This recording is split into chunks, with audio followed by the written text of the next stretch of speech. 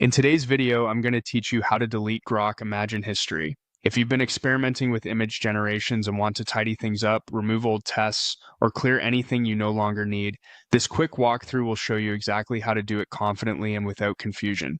Start by opening your browser and heading to the Grok website. Make sure you're signed into the account where the images were created so you see the correct content. Once you're in, look for the history section. Depending on your layout, you'll typically find it in the main navigation or sidebar. This is where Grok keeps a record of your recent Imagine activity, so everything you've generated should be visible here in a scrollable list.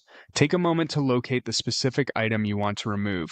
If you've generated a lot, it can help to scan the thumbnails or titles until you recognize the right one. When you've found it, move your mouse over that item to reveal the contextual controls. Hovering is important here. It often brings up extra options that aren't visible by default. If you're on a touch device, tapping the item usually reveals the same menu. Look for the three dots icon, sometimes called the More or Options menu. Click it to open a small list of actions related to that single history entry. These menus are designed to keep the interface clean, so don't worry if you didn't see the delete option at first. It's tucked neatly behind those three dots. From the menu that appears, select Delete. At this point, many interfaces will show a brief confirmation prompt to make sure you don't remove something by accident. If you see that, confirm the deletion and the item will be removed from your history.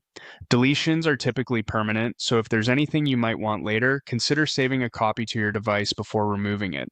After you delete, the entry should disappear right away. If it still appears, a quick page refresh usually updates the list. Give it a second to sync across tabs or devices if you use Grok in multiple places. That's all there is to it. Open Grok, head to History, hover over the item you don't want, open the three dots menu, and choose Delete.